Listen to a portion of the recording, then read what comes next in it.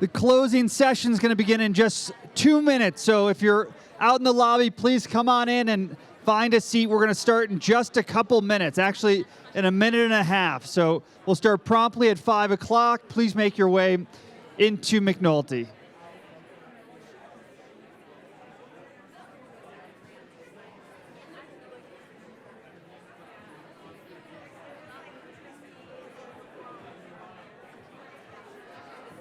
We've got 3 tables up front that are completely open, so we'd love for fellows to fill those. So 3 tables all the way up front, navigate through the crowd, part the seas like you can, and come on up. Yeah. Totally open table 8 as well.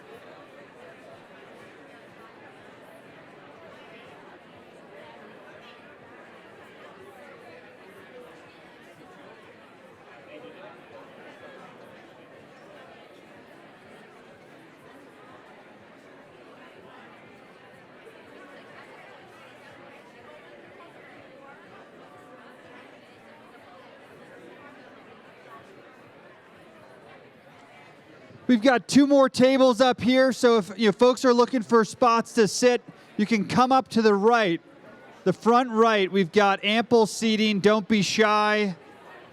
Everybody that's in the lobby, if you could walk and talk at the same time and bring those conversations up to these empty seats, that would be absolutely wonderful.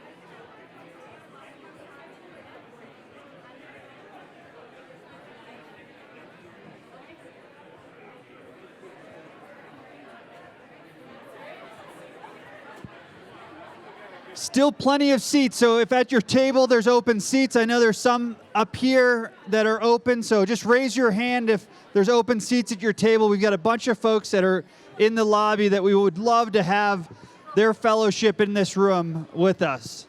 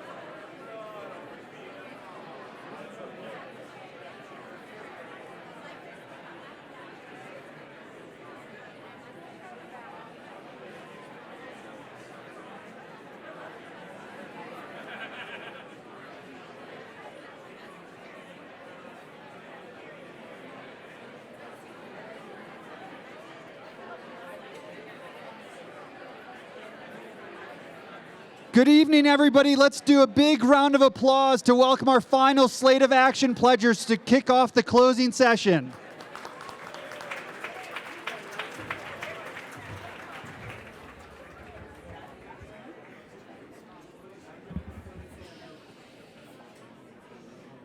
Good afternoon. 你好吗? I'm Michelle Liang. I'm a China Fellow.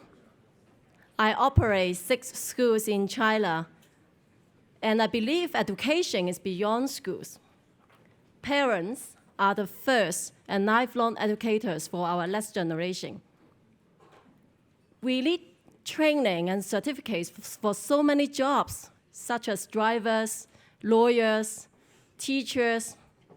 However, parents, as one of the most important jobs in the world, are pretty much rely on on-job training. So my action pledge, I will influence and guide 5 million families to gain practical parenting skills and knowledge by 2020. Thank you.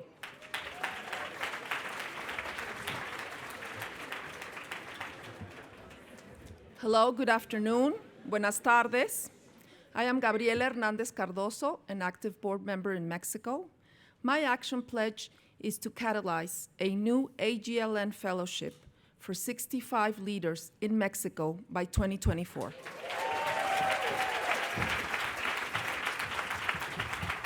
Hello, my name is Elizabeth Farrow. I'm a Henry Crown Fellow and Creative Director and CEO of La Loupe. I've spent many years seen but not heard. I was a child, an American young girl living in Paris, going to a Catholic school where people in charge took advantage of my silence. I was a young woman in my 20s working in the fashion industry in New York and Los Angeles, where people in charge celebrated women's looks and the masks that they wore instead of honoring their voices. As women, it is our duty, and we depend on our ability to change the way women are seen, heard, and respected for their contributions. My action pledge today is to create a platform called Loop In, which will connect and engage and honor 10,000 women around the world by January of 2020.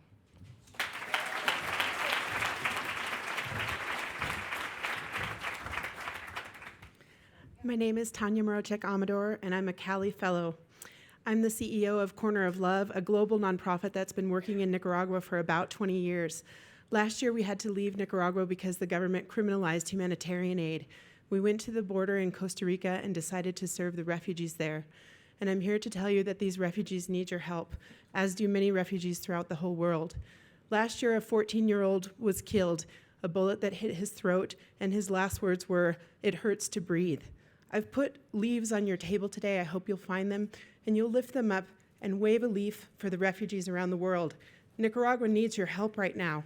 My action pledge is to empower Nicaraguans so that 2,000 families can reunite, because though we've already served 7,000, thousands of them have not seen their family members in more than 1 year. It's causing people to commit suicide, fall into depression, and not take advantage of the opportunities around them. By next July, we hope that 2,000 families will reunite, and you can all be a part of this, actually, even though it's my action pledge. Come and see me, and I'll hand you a flyer about it. Thank you.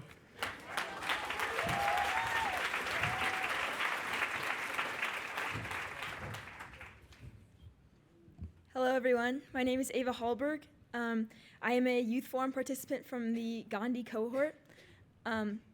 This past year, I started a project to provide students from lower income families with the internet access and technology they need for their schoolwork.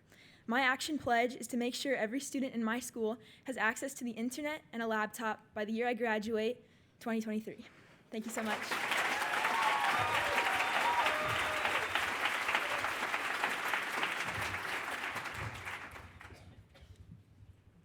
Hello, my name is Angelo Furiata.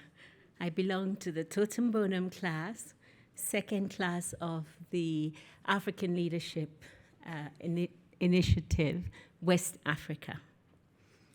I chair the Department of Psychiatry and the Psychology Council of Ghana.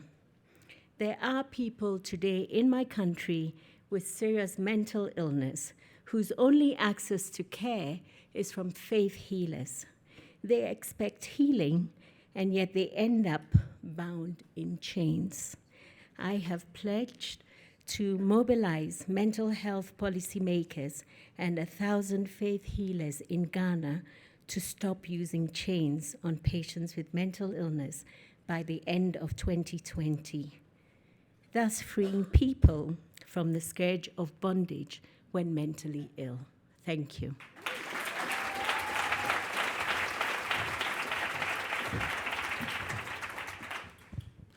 My name is Bright Simmons. I'm a member of the African Leadership Initiative West Africa Fellowship and the Braddock Scholarship Program.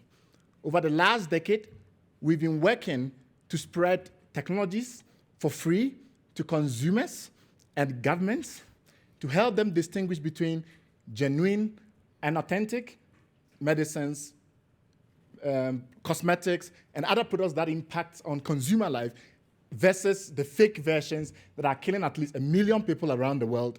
And this work has led to a situation where at least 12 countries now have initiatives that enable this to be possible. In this next decade, we intend to tackle what we believe to be the most critical and urgent global health problem, the quality of the vaccines that we administer to children that confers immunity on them for life against some of the most terrifying diseases. The problem is that vaccines are delicate, they need to be refrigerated, and if that's not done properly, they lose their potency. Through our invention, a nurse will, through a single scan, be able to detect if the vaccine they're about to administer to a child works well or not. And the support that we need from this community going forward in the next year is to make sure that global health institutions are aligned in making this a standard for all vaccines. Thank you.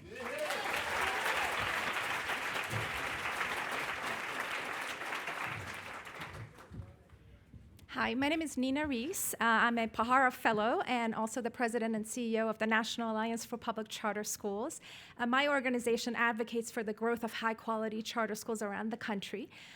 Charter schools are independently managed schools that are given a degree of autonomy in exchange for raising student achievement. They've grown through bipartisan support around the country, even though they're hitting some headwinds in a few states.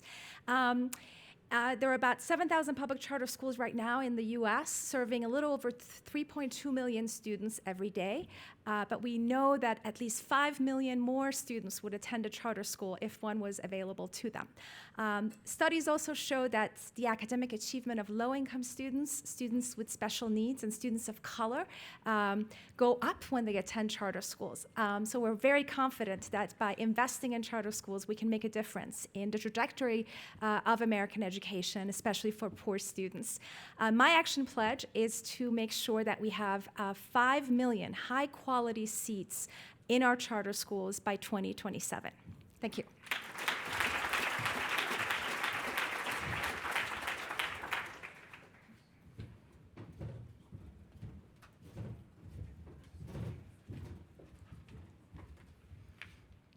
My name is Christian Devers, and I am the co-director of the Resnick Aspen Action Youth Forum. And it has been my honor to work with these brilliant minds, Stand Up Youth Forum participants.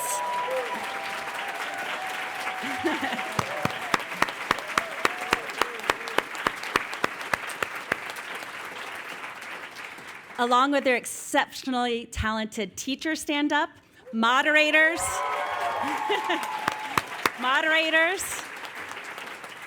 and the amazing Videos for Change team. I can't even have words to describe how amazing they've been. Stand up, Hano. Where'd they go? Hano, Roya, Roxy, Denitra. Thank you all. We are excited to provide you a glimpse of the Youth Forum. And so now I'm here to introduce you to John Dugan, co-director. Hello, everyone. It's been a privilege to be working with our talented youth this week. We know that the seeds of leadership are planted early in life. The challenge that lies before us is whether we're going to cultivate those seeds, prioritize that development, and invest what we know is the strongest hope for our future. I am so pleased to share with you today that what we observed at Youth Action Forum is exactly that. I'm also thrilled to share with you that we are extending the learning this year beyond our time here in Aspen, Colorado. This morning, all parents and youth received a 6-week extended curriculum that takes these ideas that blossomed here and brings them to the fruits of action in our home communities. Without further ado, I am so pleased to invite to the stage and share with you the most interesting and powerful voices in the room, our young talent.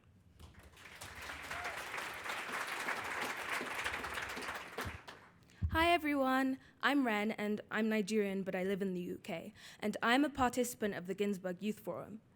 There's no one better to lead a social revolution than the generation who will inevitably grow old with its effects.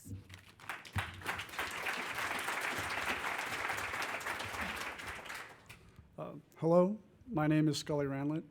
I live in San Francisco and this will be my 4th year attending the Youth Action Forum.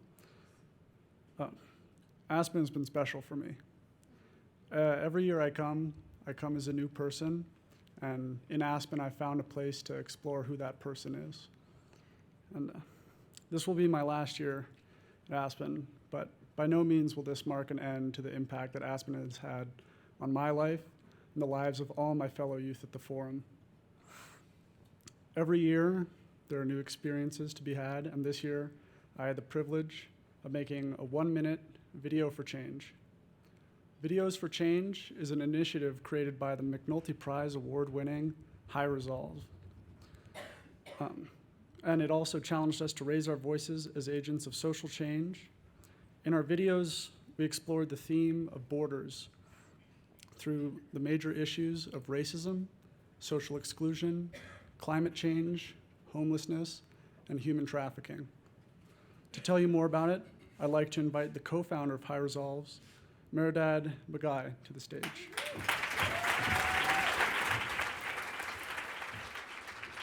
Thanks very much, Scully. And if I can make a bold prediction, I don't think this is your last time at Aspen. So Videos for Change is one of the new initiatives we started at High Resolves about 3-4 years ago. It's the brainchild of my wife, Roya. And she tuned into the idea that videos were a medium for communication that the young generation was particularly adept at, and that it was incredibly powerful for 2 reasons. One, they needed a platform to amplify their voice. And the reason for it is that they have been vested with a particular moral authority. They are the voice of the future. And when they speak from that position, they give us that sense of moral authority. And when we need to listen to that. And secondly, that they can activate the energies of some of the ones that may not be living the life we were just talking about in the last poem. And so we think this is a tremendous opportunity. We've been very proud to partner with Aspen for this youth camp. I just want to say a couple of words about the videos. What these youth did in the last week, they spent about 3 hours making these videos. I just want you to know that normally people spend multiple weeks, maybe a month in school when they make these videos. And we're blown away by the quality of thinking and creativity and work that the young people did in producing these. The second point I want to make is that we don't see it as a competition here.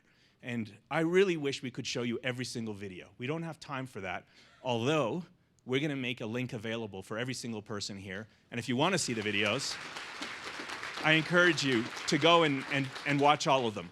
But to give you a taste of what these videos are about, we thought what we'd do is show you 2 of them. And so the first video we're going to show you is on the theme of Beyond Homelessness. The team that worked on it, Della Dragon, Ava Hallberg, Andrea Rivera, Anna Beinhocker, and Moaiga. And so what I'll do is show you the video and then ask 2 of them to come up to hear their views.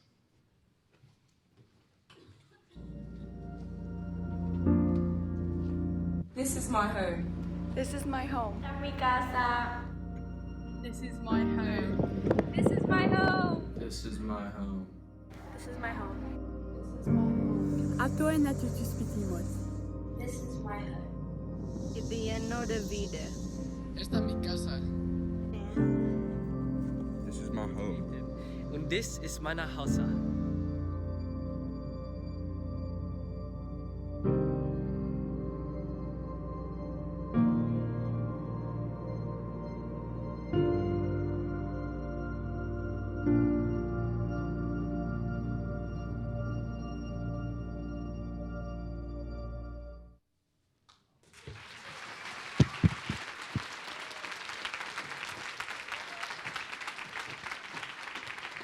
So, representing the group, Anna and Mo. Anna, I just wanted to ask you, why did you decide on this theme?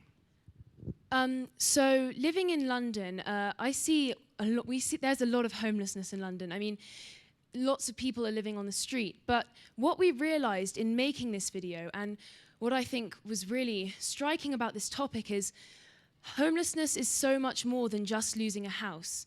And a home is so much more than a roof over your head. Because as we said in the video, when people lose their homes, they lose so much more than their shelter.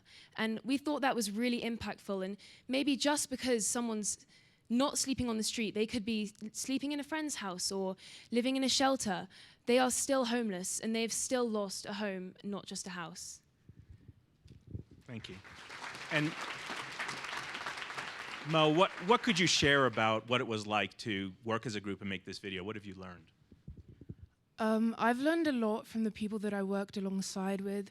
For example, Della really helped me to broaden my understanding of homelessness. As Anna already said, there is many different varieties of the definition of homelessness. And it was also very good to synthesize our views and our ideas so that we could come up with one piece that was very formed well. Fantastic. And you really expand the idea of what homelessness is all about. If you wanted 500 people to do something different from tomorrow about this, what is it you'd want them to resolve to do? So maybe think differently about it. So it's not just sleeping on the street. I mean, there are so many factors which kind of come into the theme of homelessness, such as, LGBT and mental health. There's so much in the topic. It's such a broad topic. And to really understand about what it means to be homeless, not just houseless. And not just specifically with homelessness, in general, all types of crises, we really urge you to broaden your understanding, because most crises aren't just one-dimensional and they're not the stereotype that you see, and they're very layered, so explore those layers so that you can have a full understanding of what you're trying to find. Thank you so much. And how many of you resolve to do that? Hands up if you resolve to do that. Broaden your, all right, thank you. Thank you. The second video we're going to show you is on the theme of racial stereotypes. It was created by a team of Vanessa Mills, Maya Mills, Naya Brizoud, Ty Tatum, and Andrew Swigger. 1 in 3 black men can expect to go to jail at some point in their lives. A black college student has the same chances of getting a job as a white high school dropout. Once convicted, black offenders receive sentences that are 10% longer than white offenders for the same crimes.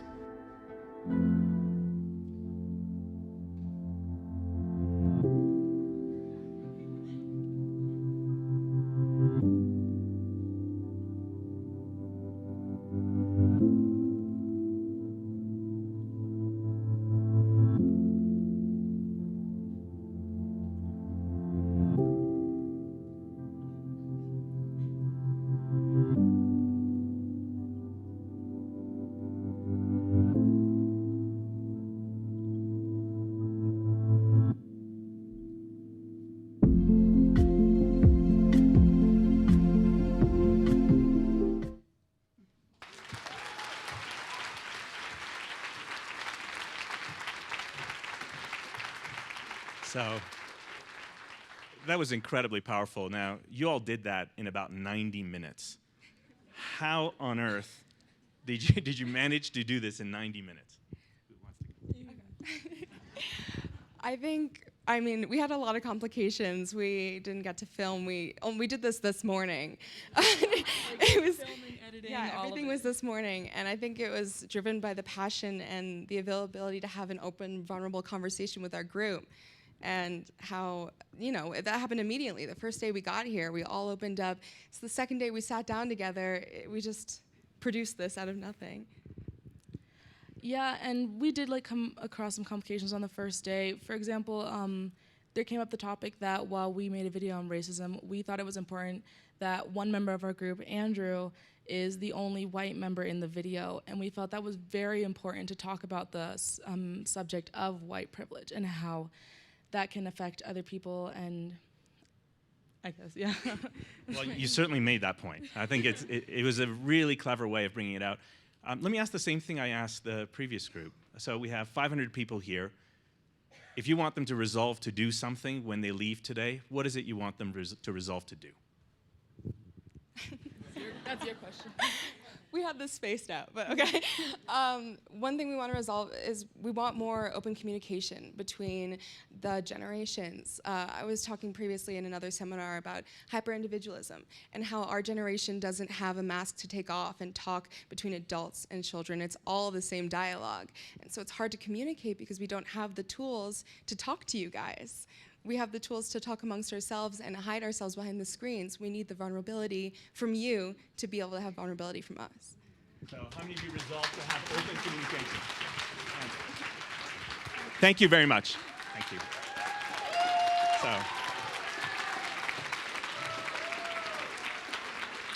So that's just a taste of what the youth were able to do. I really urge you to go and watch some of the videos. We'll make the link available. Just a couple of things. Videos for Change is a platform that we'd like to make available to every school in the world. And so by next year, there's a platform that every school would be able to get for very little, which will allow them to run their own Videos for Change competition, be able to have film festivals at the school where the voice of these youth will be able to activate the energy of the entire community to have conversations. If you want Videos for Change in your school, we have these postcards. The Videos for Change team sitting right there has a bunch of them. Give one of these to your principal, and we'll follow up with them and see if we could extend this. And then secondly, we have partnered now with Teach for All and with Cinepolis, which is the second largest cinema company in the world.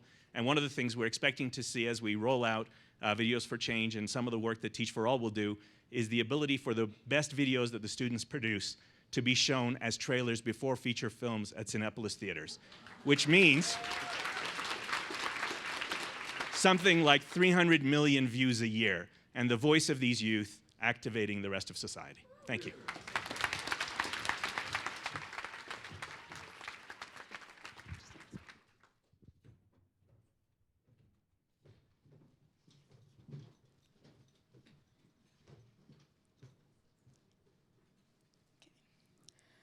We resolved to educate. In order for people to solve world issues, whether it be racial issues, climate change, or human trafficking, we need to open people's eyes and speak to each other. And when that happens, we will truly be able to make a change.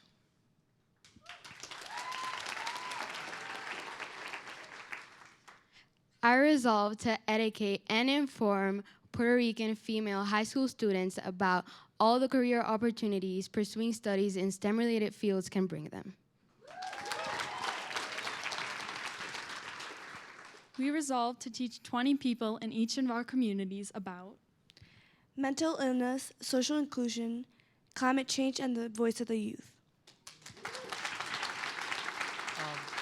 We resolved to build shelters for the homeless people around the world. By doing so, I hope this would encourage them to keep on going no matter what happens in life, and tell them that no matter who you are and what you do, the world will never give up on you. I resolve to include everyone who wants to play with me and to stop other people from being excluded.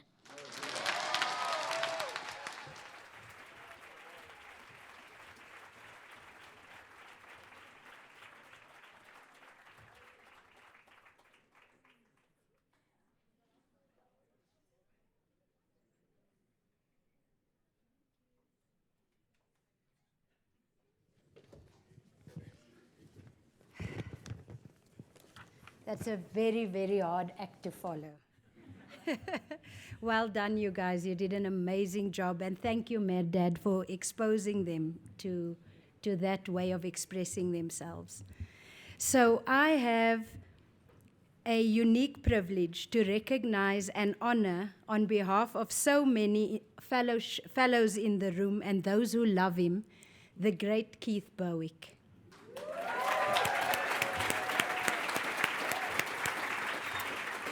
Keith will shortly join me on stage for an interview, but before he does that, I'd like to say a few words about him. Keith has a long, impressive, and very interesting resume, which is worth a read, spanning from a PhD in history to interviewing Alfred Hitchcock and winning 3 Emmy Awards for his television program At One With, playing stand-up bass, running 93 marathons, the first one of which he ran at age 49. But as it relates to this fellowship, it is really his decision to take on the position of executive director of the then nascent program, the Henry Crown Fellowship, in 1996 that changed lives for all of us.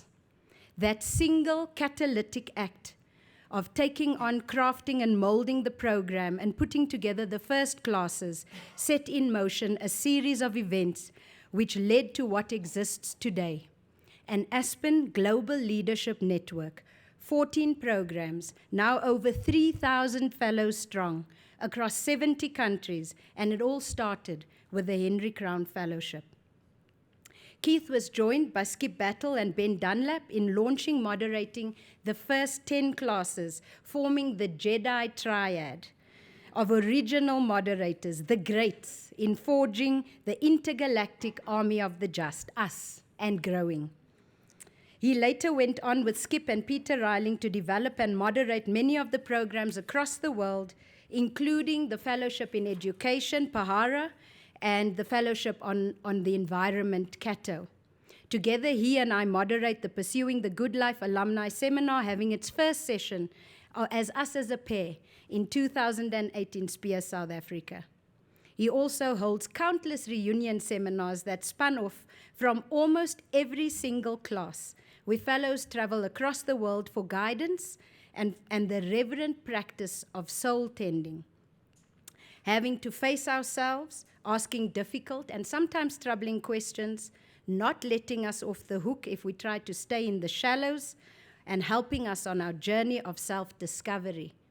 He lives his life as an example, not on the sidelines, beautifully, imperfectly, and with unabashed sentiment, brave vulnerability, and love, connecting us all in this essence, grounding this fellowship in a secular but unmistakable spirituality. I am sure that one day we will look back and we will remark with incredulity that how can it be that one such as he walked amongst us? I do not think at all that this is a grandiose observation, as these are the sorts of references that are made of people who usually live a life in great service of others.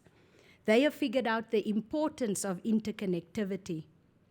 They have transformed themselves into veritable fountains and are happy to have others come and drink, they themselves being nourished by some immeasurable source. You are always impacted having engaged with them, and you feel somehow a great sense of belonging, so essential to our human existence. Their care of others is vital to their own survival. They are the great humanists, and none other more so than Keith. In the enterprise of the Henry Crown Fellowship, we must acknowledge Martha Lang.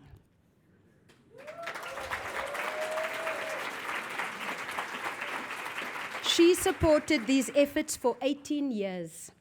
The tender, loving care with which she effectively and efficiently takes on all she does has been imprinted in the fellowship and runs in the blood of its veins and by extension through the veins of this entire fellowship. A quiet and vital Pelagia. So essential, but if we do not take care, often overlooked, but the one cannot exist without the other. Please stand up, Martha, so that we can recognize you.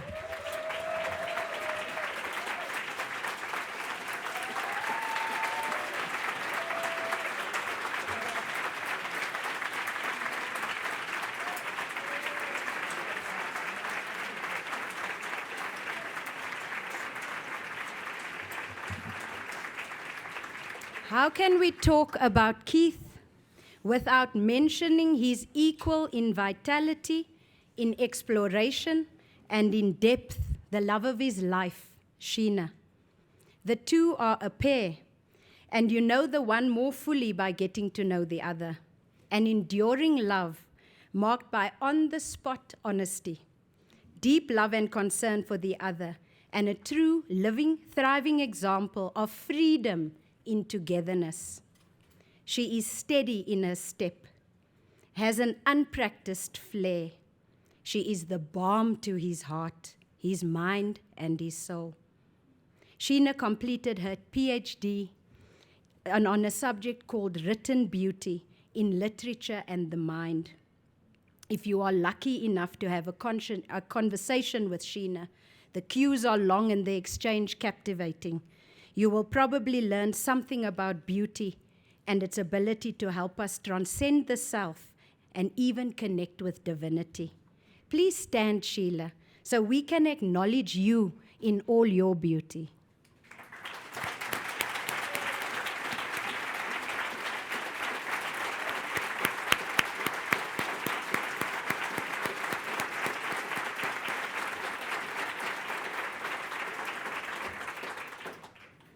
These people have played a significant role in what we are beneficiaries of today, the essence in the DNA of this fellowship.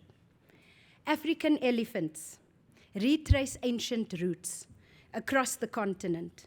The elders of the herd pass on the essential wisdom to younger generations, where to seek refuge, where to be nourished, and how to survive as a species. Keith, you are our elder, ever ready to show us what you have learned and guide us to our own realizations.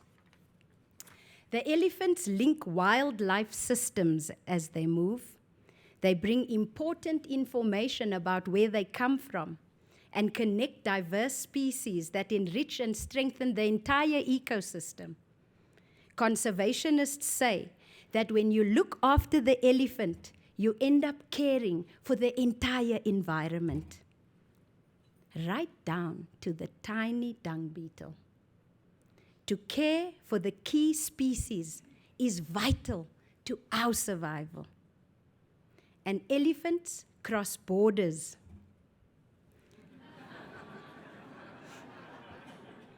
They move across boundaries. In fact, whole governments have to cooperate and collaborate to allow their passage, recognizing the importance of protecting them, the value of what they bring and do, and the importance of their wisdom. You connect us, Keith. You carry the essential essence of love across the borders.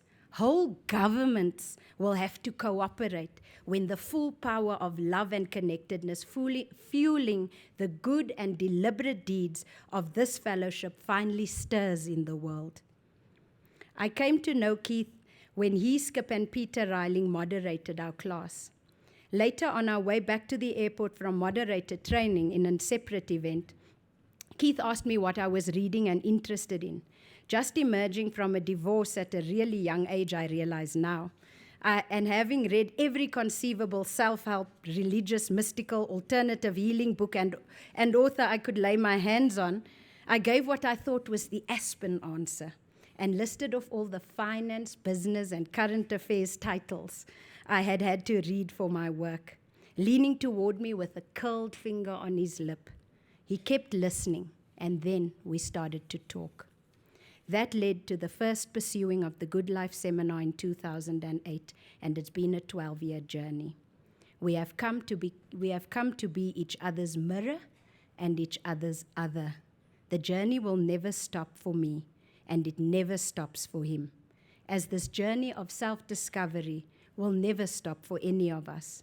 And the excitement of it is perhaps best expressed in the words as he relates to it in his own process of becoming. The best is yet to come. Keith, please join me on the stage.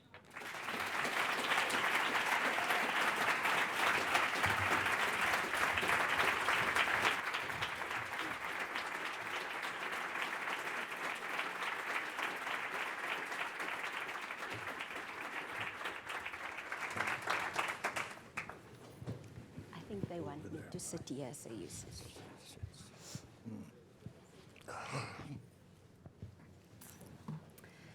So, Keith, I'm going to ask you a few questions, and we'll have a conversation. What were your hopes and ambitions for the fellowship at the time that you stepped in 1996? Well, the wheels were coming off the truck, and it wasn't out of the garage yet, so that it was a kind of rescue operation for something that had got installed, and I got a call from Jim O'Toole, who every once in a while would tell me he had a little problem, so he asked me if I'd come and help set this right. And so I was enlisted in that goal, and I realized there had to be a little bit of demolition, and then we would get on with it. My aspiration first was to get it started. Bill Mayer cared a great deal about getting this program started, and Muriel and Francis Hoffman, who are the real founders of this fellowship, were pressing to get it off the ground because they felt a great urgency and importance about the mission.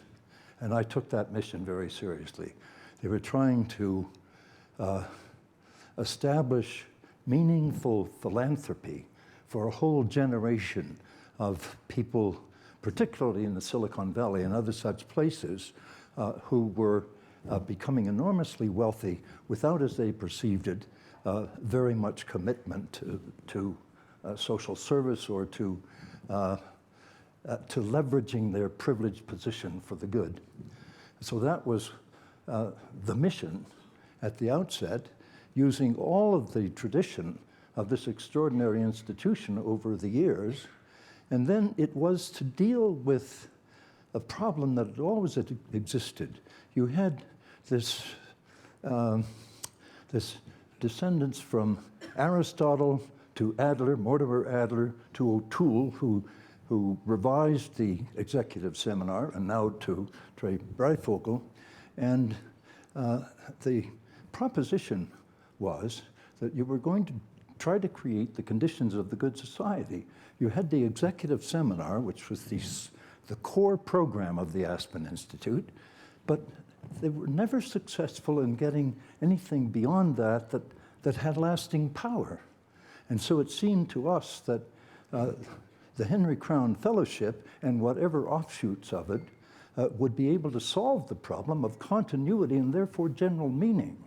So the idea of 4 seminars over the course of 2 years, and ultimately in many cases in 18 months, was extraordinarily important. And for me personally, my aspiration was that the definition of leadership, instead of being totally concentrated on effectiveness as taught in schools of business, would incorporate genuine enlightenment, and enlightenment for the good, and take thought leading to action so that it would have an active ingredient in it. And therefore, one of the things that we built into it was not only 4 seminars so that we could think deep thoughts and apply those to our leadership challenges, but in particular that we would then take that and indulge in a project that would be a practicum in the values that you've been speaking about. And so that was the formula. For me personally, it was a matter of the heart. I felt that what was missing in much of leadership, after all, we have type A people who are action-oriented, and that is, it was clear that they should be, if not practicing entrepreneurs, at least have entrepreneurial capacity, meaning that they were not risk-averse and they wanted to take action. And that was all well and good. And they were enormously successful at an early stage of their careers for whatever kind of reason, whether dumb luck, whether family, whether affirmative action, whatever it was. But I thought that it was incredibly important that they also take note of kindness, friendship, compassion, love. And I will answer this question for you, because the word love comes up over and over again, often in a kind of soupy way. I believe that love has a tensile strength that is just as the strength of 10 or 100 or 1,000, and that it is one of the absolute essentials in the mission of values-based leadership. So we would bring these folks up, and I also felt that we would be derelict if this was not a true multicultural group of people with as great a diversity of angles of vision as possible, given that you had the subset of the population that's type A and has, fundamentally narcissism runs rather swiftly. and in my own case, quite persistently. One of the things that I discovered was that my various misadventures in life, which were many, had a certain resonance for the members of this fellowship, and they came up. It became a kind of a part of the magic, because my vulnerability is very clear, so I found to my astonishment that my misadventures had not only a resonance, but they became a part of the curriculum, as it were. So that's a good place to segue into another idea.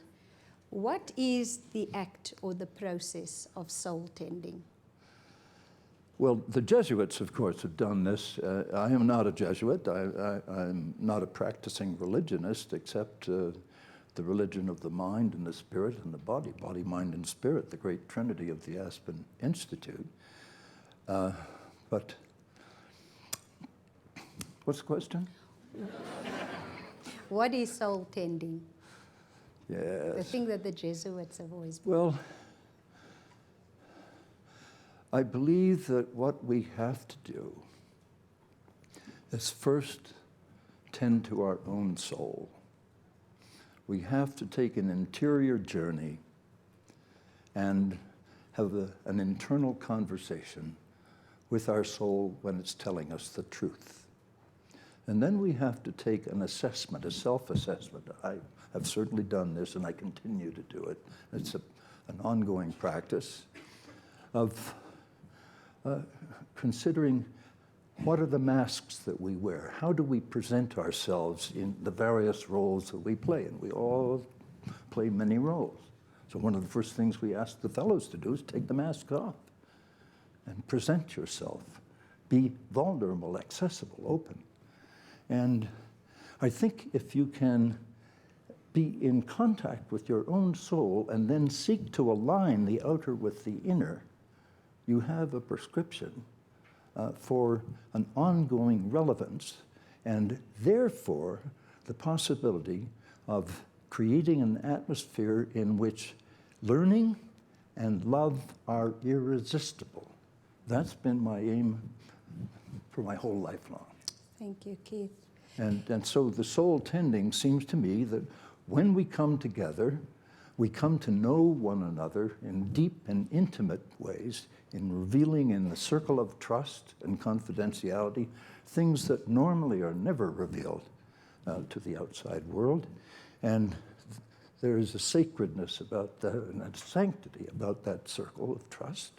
And then, to an extraordinary degree, that inaugural class set all kinds of precedents, one of which has been extremely meaningful. They decided the night of their so-called graduation that they would meet every year thereafter. Mm-hmm. And I promised that I would be available for them if I could possibly do it in my schedule for every year. They have met every year so far. Sometimes they come out to Santa Barbara and do it there. And Sheena and my two direct reports, I report to Sheena, I report to Martha, and I report to you. You do?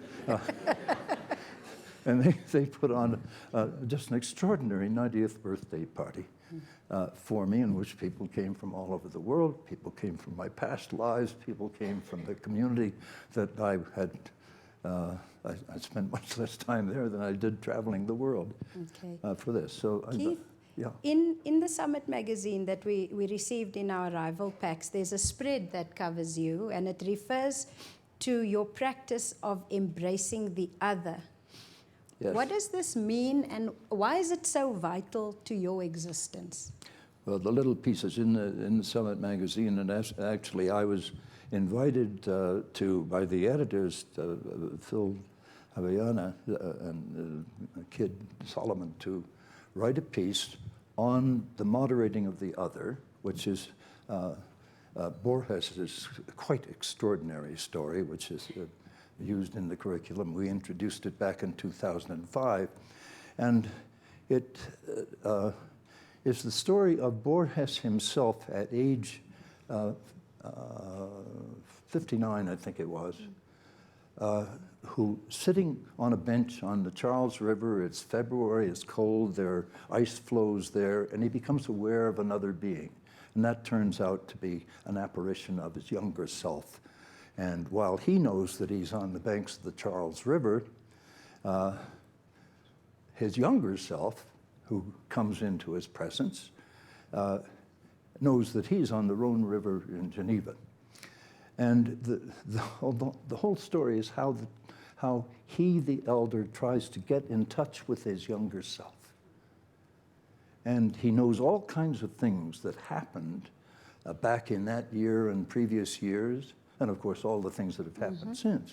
But one of the things that he knows is that his father arranged a sexual introduction with a prostitute, and it traumatized him. And he mentions that, and it's not made evident in the story, but we know it to be true. And so in their effort to establish contact, they simply can't do it. Now, the importance of this in the context of the seminar was that, very interestingly, the first class that I moderated was one in which Merdad Bagai was present, and Bill Patterson. And Bill Patterson, after the discussion of this, came to me and asked what I'd been doing when I was his age. I first told him, well, I was an academic. I'm very different from, my life has been very different from all of you high-powered entrepreneurs. But you know, I was doing academic things and so forth. And then in the evening, I realized that in point of fact, I was breaking away from the academy to lead a little humanistic repertory company under the aegis of the Humanities Endowment in the 3 years leading up to the bicentennial of independence.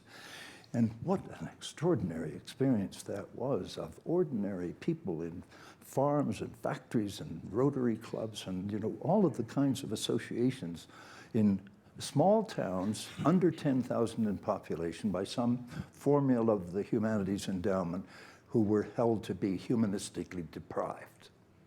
And so one of the first things we learned, of course, was that there were humanists there present who were the people at the spiritual core of these communities. They might be a blacksmith, they might be a principal of a school, might be a stockbroker. And the concept of embracing the other evolved for you from there? It did indeed, because I found people of all stripes and persuasions, and I discovered racism, and I discovered sexism, and I found people trying to live according to the dictates of the Declaration of Independence, ordinary people. And in the 3 years that I did that, I learned more and differently and better the real importance of the American experiment than in the 3 years, which were extraordinary years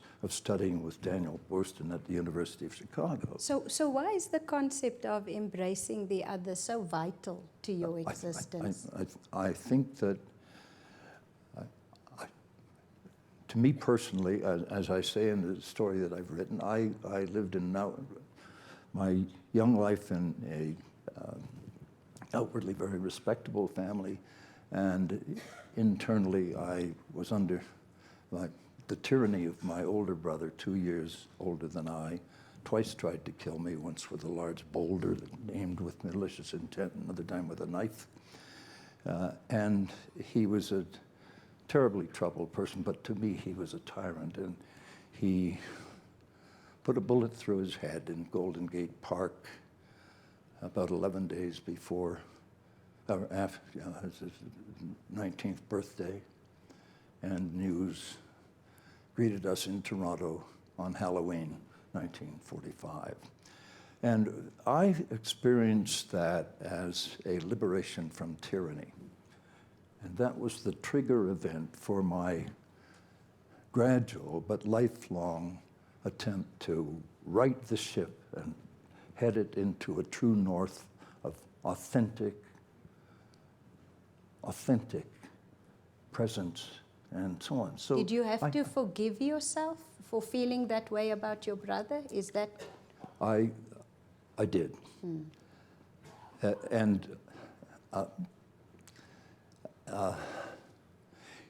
it was through the trigger of Borges' story, because I felt at one with him, that I revisited it and have a practice now of 2 or 3 times a month of revisiting critical episodes from my past. And I inventory all of the sense experience of what did things smell like, what did they look like, what they feel like, and so on. And I try as vividly as I possibly can to remember those circumstances, and then I learn from them. And one of the things that I found is that I could forgive my brother, who I'd never forgiven. His shadow had never left me, and I wasn't aware of it. And it was corrosive to my soul. And so I found it in my heart to forgive myself for my triumphalism and him for the sins, if you will, of a very tormented young man who would have been diagnosed in this day and age as ADHD bipolar, without a question. And I have a little sketch that somebody named Binnis Walter did of him a few days before his death. And I have that in my little office in Santa Barbara. I see it every day, and I see the pain. I see the pain. And it's, so I've been able then to look at past adversaries and to realize that they were teaching me things that I had to learn. And I also learned that if I didn't get it from this adversary, the same issue was going to be presented in yet another adversary. And I must say that I had some marital misadventures, as everybody's aware of this. And I recognized the narcissism of each of the 3 very different women I married. I took these marriages very seriously. One was 12 years and produced 4 remarkable children, including twins, now 61. And then a second marriage that came the day after my former wife married my most intimate colleague at UCLA, Donald Meyer, brilliant man and one of my closest friends, until that time. And then things changed somewhat. And, so we've got to wrap up. And then a third wife, and that was dissolving at about the time I met Sheena Patterson. And Sheena was the first person with whom I'd had any kind of intimate relationship, but absolutely no hidden agendas, absolutely straight arrow. And I have reported to her ever since, and she... Keith, last question. Last question. No, and I'm saying this quite seriously. It has dawned on me gradually and ever more forcefully now as I'm re-examining all of the fundamental assumptions that I've had through the course of my life, because the world is inside out and upside down, and it calls into question many things that I now believe to be fictions that have governed my actions. And so I've lost the thread of that thought. I think it was there somewhere. But you were talking about embracing the other and how all these experiences have helped you to gather bits of yourself towards yourself and heal them. Yeah, and the point that I wanted to make is this, that I have realized that throughout my whole life, the most important teachers I've had, the most important influences I've had, have been women. And I wasn't altogether aware of it as it was happening, but I'm aware of it now. And the relationship that we've had, that you alluded to earlier through the course of these extraordinary Good Life seminars, has been one in which I was the domineering older guy, and you were the rookie, and so on With a and lot so on. to say. And even in, well, I talk very much too much, as everybody in the world knows, but and that was such an extraordinary seminar. Anne McNulty was in that seminar at a very raw stage of her life, and it was a foundational seminar. It was a foundational seminar. Yeah. So Keith, our last question is, what is your wish for us and your hope for what endures in this fellowship? Well, I think the legacy of Henry Crown, as it was conceived by Muriel and Francis Hoffman, and as it has developed over the course of these years, under the tutelage of this extraordinary partnership that Ben, Bernie Dunlap, and Skip Battle and I had. We are brothers. Skip is absolutely the brother that I never had. And I cannot tell you what a fount of knowledge and warmth and love has come from those two sources. And I think we would all say it's one of the greatest partnerships that we have ever had. And then for Peter and for all of these things, and I think of the fellows themselves. So let me tell you this. My hope is that the capacity to love unconditionally will become one of the watchwords of every person in this fellowship. And I will confess to you that at the beginning of that enterprise, I thought this the most unlikely thing for me to be able to practice, but I took seriously the idea that I would endeavor to love unconditionally every member of this fellowship. And I thought I was going to do it for 2 or 3 years.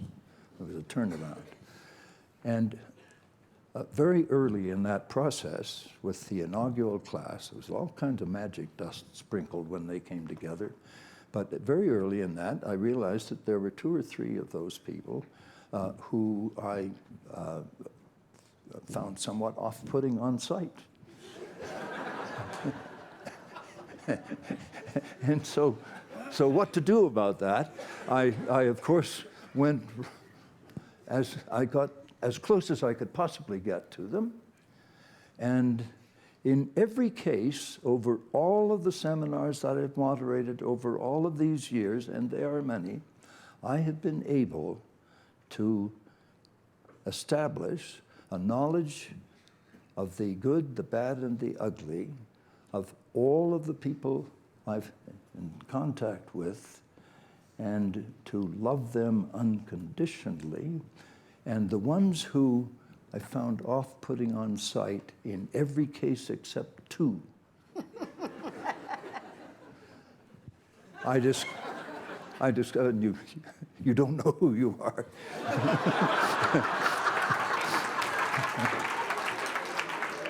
But in every case but 2, I found that the thing that pressed my buttons was a failing of my own that was made manifest in them, and that spoke to me in a way, in a language that I couldn't understand until I did that Buddhist thing of getting into the heart of their pain. Thank you.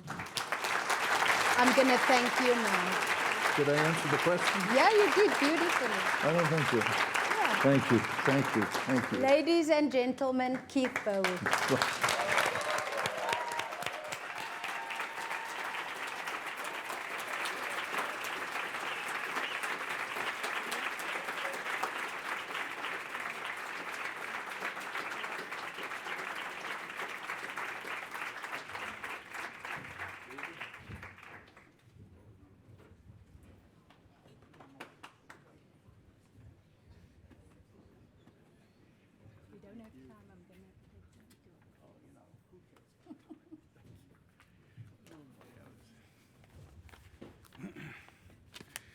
I don't think I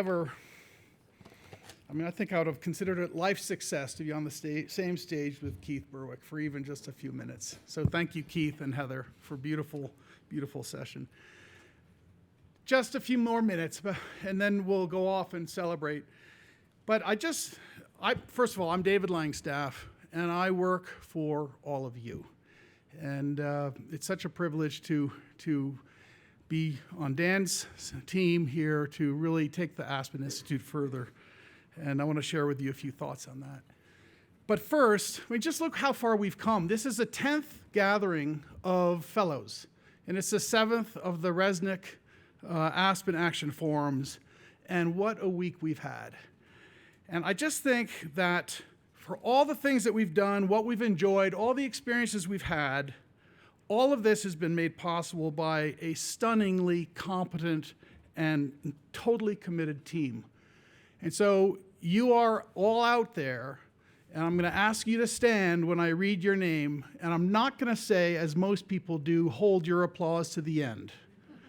But I will read your names in groups. But even before we do that, to segue from Keith, we think of you as a moderator par excellence, but what Heather brought out, of course, is your creation of and the early management of the fellowship. And I just think it's important to recognize a group of people here who we don't recognize enough.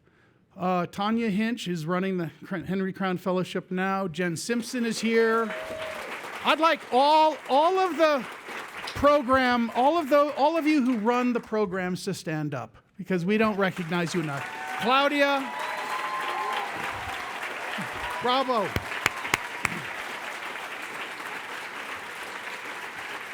Bravo, and thank you.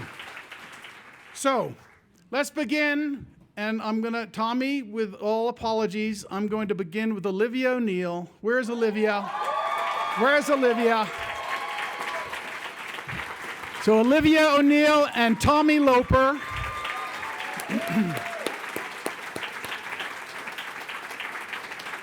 This is their passion, and you feel it every time you see them. And I dare say you've never seen either one of them flustered all week.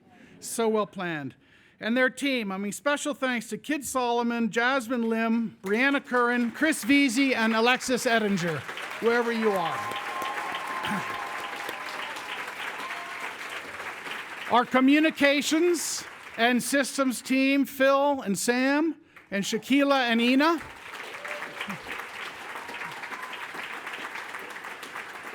Deborah Murphy and Dulcie Kenner for their amazing logistics and their amazing logistics team members. Where are you?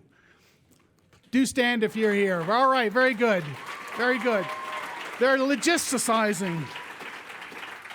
We've talked about Colorado Audiovisual and Graham Veazey. All of you standing here with Graham. He's never without a smile.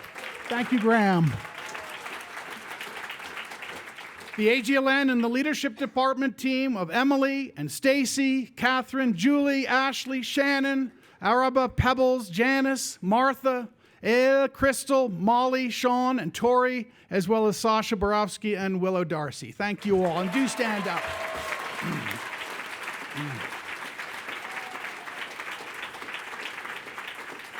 In addition, I want to call out our Youth Action Forum team of Christian Devers and John Dugan and Katie Fitzgerald. Bravo. And then Scott and Jason and the entire team at the Aspen Meadows Resort.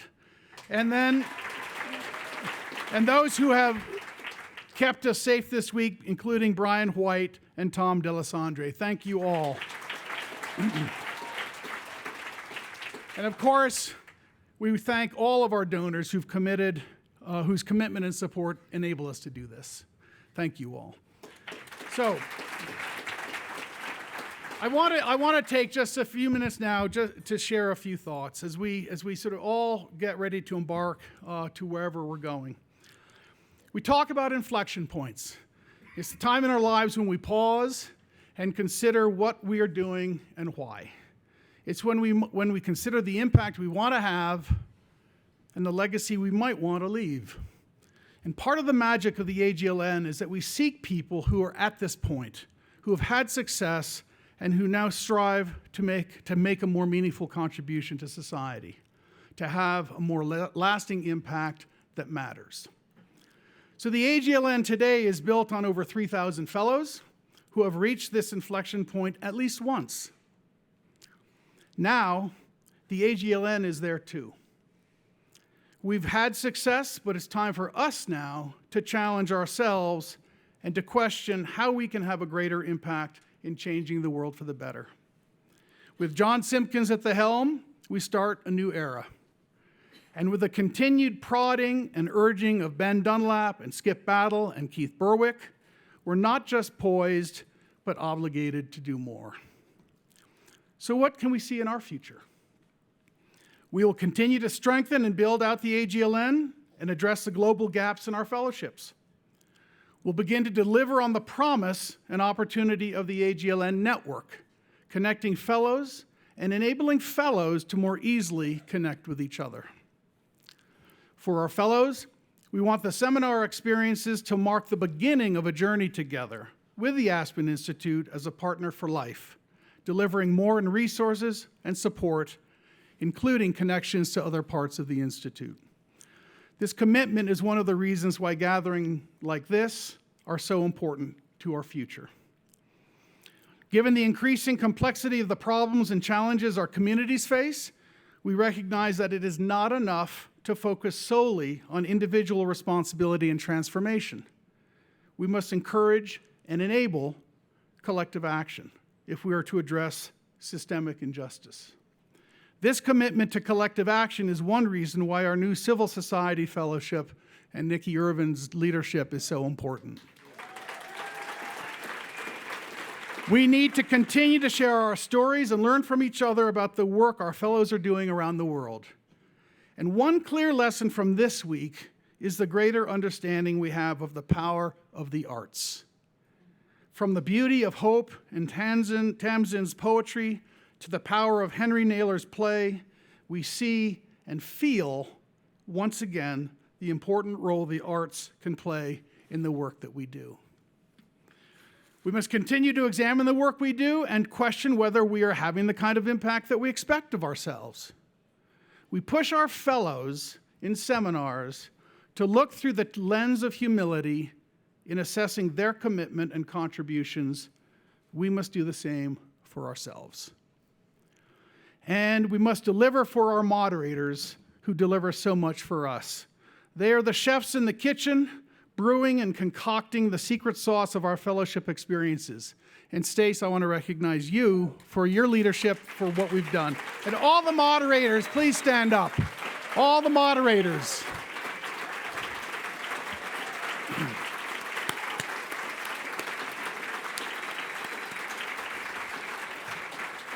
Thank you all.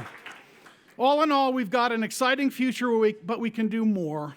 And our goal is nothing short of establishing the Aspen Institute as the home of the most intentional, respected, and effective leadership programs in the world in pursuit of and in service to a more inclusive and just society.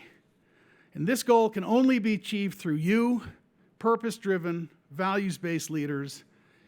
And I think maybe Ben Dunlap's characterization of our fellows as the intergalactic army of the just is not so far off. So this week, we've explored the ideas of borders within and around us. At times, the conversations have been painful. Other times, they've been absolutely exhilarating. And thank you all for the honesty and the courage you've shown in sharing your stories and experiences. How can we not be inspired by all that we've heard from our fellows and from our youth participants? It puts in front of us the fundamental question as to whether we're going to focus on what separates us as individuals and tribes or what unites us as human beings. We are all members of many different communities, all of which have distinct values. And are we willing to listen, to understand, to respect, and to trust, and to take down some of the arbitrary, unnecessary borders that separate us? Said another way, do we have the courage to find the values that connect us rather than focus on more parochial, tribal values that separate us? In our Rodell Fellowship, we read an excerpt from a book by James McGregor Burns entitled The Structure of Ethical Leadership. Burns observes that leaders can exploit the conflicts and tensions within persons' value structures. We're seeing this happening today, certainly around the world.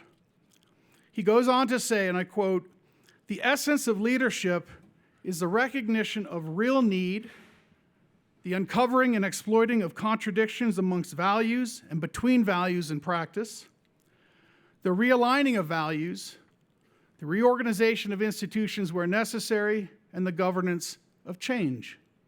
Essentially, the leader's task is consciousness raising.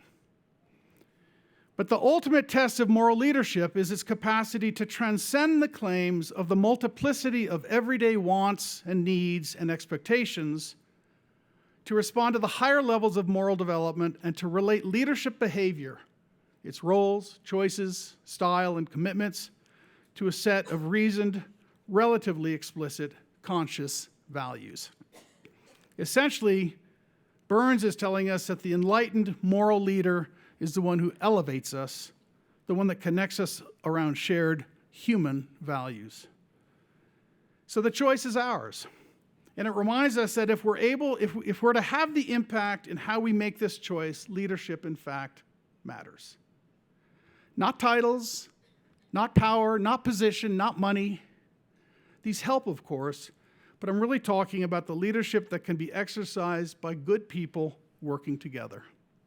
The kind of leadership we see across the AGL and around the world, and in the inspiration of our young leaders present here today. So let me leave you with a quote and a very short poem. The first is from the speech Václav Havel gave in New York in 2002, just before stepping down as the president of the Czech Republic. It's interesting to remember that Václav Havel, among other things, was an artist. His message is as resonant for us today as when he first delivered it. In his farewell to politics speech, he commented, "If humanity is to survive and avoid new catastrophes, then the global political order has to be accompanied by a sincere and mutual respect among the various spheres of civilization, culture, nations, or continents, and by honest efforts on their part to seek and find the values of basic moral imperatives they have in common, and to build them into the foundations of their coexistence in this globally connected world." He went on to say, "If we examine all the problems facing the world today, be they economic, social, ecological, or general problems of civilization, we will always, whether we want to or not, come up against the problem of whether a course of action is proper or not, or whether from the long-term planetary point of view, it is responsible. The moral order and its sources, human rights and the sources of people's right to human rights, human responsibility and its origins, human conscience, and the penetrating view of that from which nothing can be hidden with a curtain of noble words. These are, in my deepest convictions and in all my experience, the most important themes of our time." And so I close with a very short children's poem from the English poet Christopher Logue. It's only 8 lines, but its message is for all of us. And as you listen to it, I think you will hear the voices of Keith, Skip, and Ben in the background. It's called "Come to the Edge." Come to the edge. We might fall. Come to the edge. It's too high. Come to the edge. And they came, and he pushed, and they flew. Thank you.